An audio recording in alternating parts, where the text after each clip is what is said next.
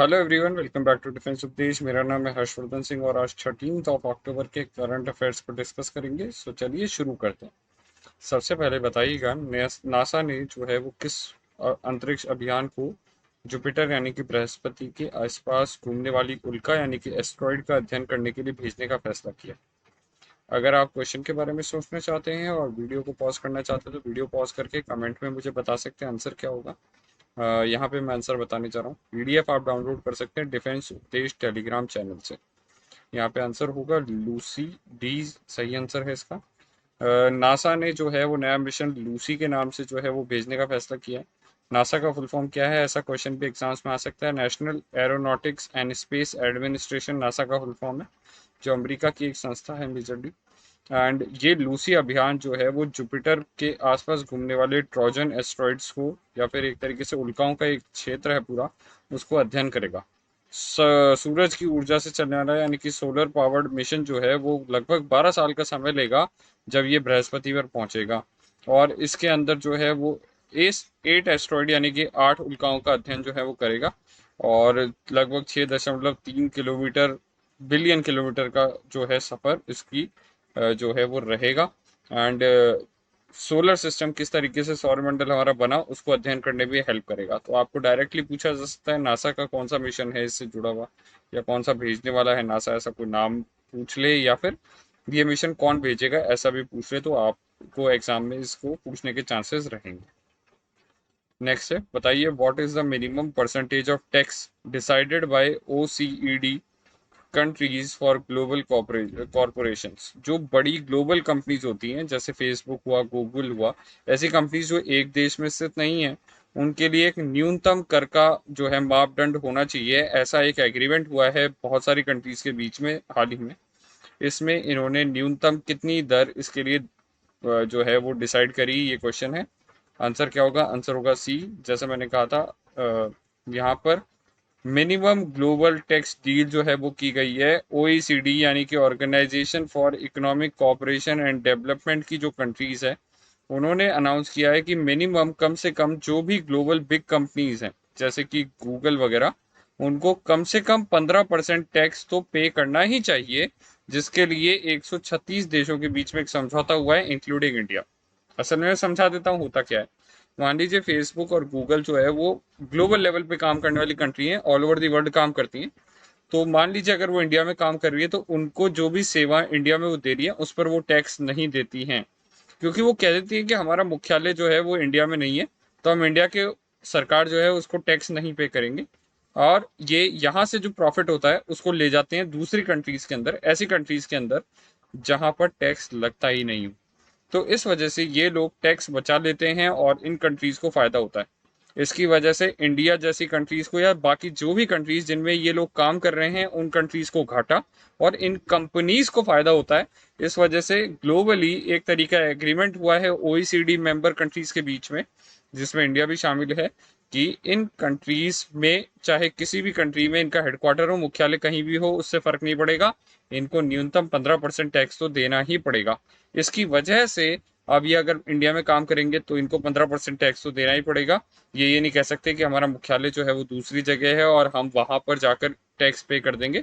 अब ऐसे कंट्री में जाकर बस जाएं जहां पर टैक्स लगता ही नहीं हो, तो ये टैक्स बचा लेंगे, ऐसा नहीं हो पाएगा।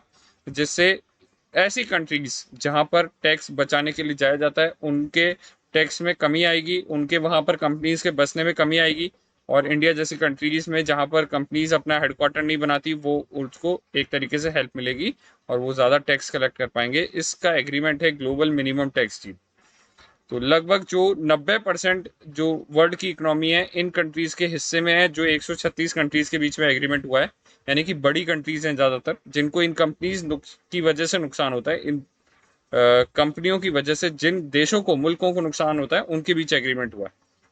जीएमटी यानी कि ग्लोबल मिनिमम टैक्स जो है वो एक तरीके का ऐसा एग्रीमेंट है जिसमें ऐसी कंपनीज ऐसा टैक्स जो है वो कम से कम देने से बचने के लिए, जो कंपनीज अपने हेडक्वार्टर दूसरी जगह स्टैब्लिश करते हैं, उनको एक तरीके से बाध्य किया जा सकेगा कि वो टैक्स दें। जैसे एप्पल, अल्फाबेट जो कि गूगल की कंपनी है, और फेसबुक।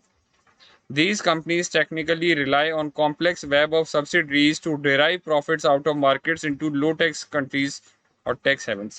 जहाँ पर टैक्स कम लगता है ऐसी कंट्री में लाकर ले जाकर अपना निवेश करते हैं, अपना हेडक्वार्टर स्थापित करते हैं, कहते हैं वहाँ टैक्स देंगे, ये इससे छूट हो जाएगी। ओईसीडी क्या है? ये एक इंपॉर्टेंट ऑर्गेनाइजेशन है, ध्यान रखिएगा। OECD is an intergovernmental economic organisation founded to stimulate economic progress and world trade. मुख्य तौर से देशों के बीच व्यापार को बढ़ावा देने के लिए है ये। स्थापना हुई थी 1961 में। मुख्यालय है पेरिस, फ्रांस के अंदर। इसमें 36 टोटल मेंबर देश हैं और India is not a member but a key economic partner in this deal. तो इसमें इंडिया वगैरह भी शामिल हैं। इस एग्रीमेंट में 136 देश शामिल हैं।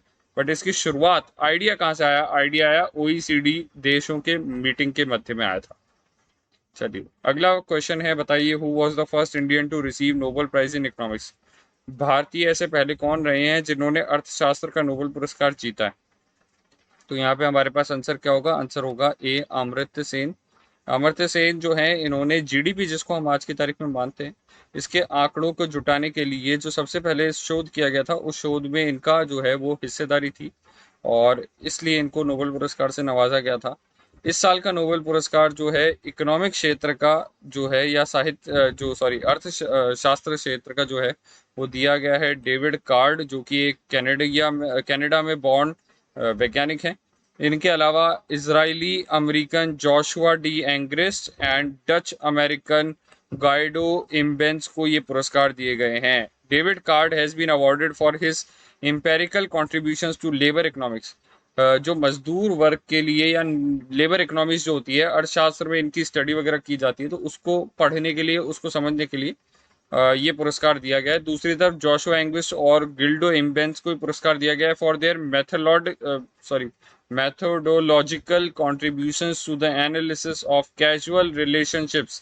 एक तरीके से जो कैजुअल रिलेशनशिप होती है जिनमें कोई फॉर्मल एग्रीमेंट नहीं होता, अनऑर्गेनाइज सेक्टर जिनको आप बोल सकते हो, उसके अंदर किस तरीके से काम करती है ये सारी चीज़ें, उसका एनालिसिस करने के लिए, उसको स्टडी करने के लिए पुरस्कार दिया गया है।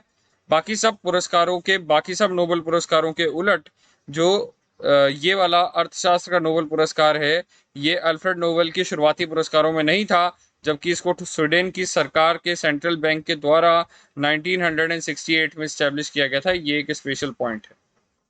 इसी के साथ अगला क्वेश्चन है, बताइए which of the following country is not a member of G20। G20 देशों के समूह में कौन सा देश शामिल नहीं है? तो आंसर होगा इसका पाकिस्तान। पाकिस्तान जो है वो G20 देशों का समूह का सदस्य नहीं है। G20 एक्स्ट्रा ऑर्डिनरी समिट हाल ही में ऑर्गेनाइज कराई गई है और इस समिट के अंदर प्रधानमंत्री श्री नरेंद्र मोदी ने जो है वो भाषण दिया। खास तौर से ये एक्स्ट्रा ऑर्डिनरी समिट मुख्य तौर से अफगानिस्तान को फोकस में रखते हुए ऑर्गेनाइज कराई गई थी और इसकी अध्यक्षता इटली ने करी है। अगर आपसे एग्जाम में क्वेश्चन आ जाए कि 2020 में G20 देशों की अध्यक्षता कौन से देश ने करी है, तो आंसर आपका इटली होगा। G20 का फुल फॉर्म होता है ग्रुप ऑफ 20 कंट्रीज। इसमें 19 देशों के साथ साथ यूरोपियन यूनियन यानी कि यूरोपीय संघ भी शामिल है और ये वर्ल्ड की सबसे बड़ी 20 अर्थव्यवस्थाओं का एक समूह है जिसकी शुरुआत 1999 में की गई थी। इसकी हर साल मीटिंग ऑर्गेनाइज कराई जाती है। इस साल इसकी अध्यक्षता इटली कर रहा है, ये बात भी आप याद रखिएगा। इसी के साथ आज के वीडियो को यहीं खत्म करेंगे। Thank you for watching. Please like, share and subscribe.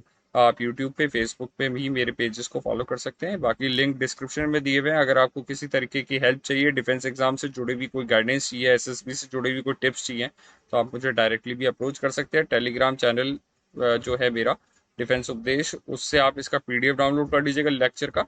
साथ ही साथ मेरे को डायरेक्टली अप्रोच करना चाहते हैं तो टेलीग्राम का लिंक भी इसमें दिया हुआ है नीचे डिस्क्रिप्शन में। Thank you.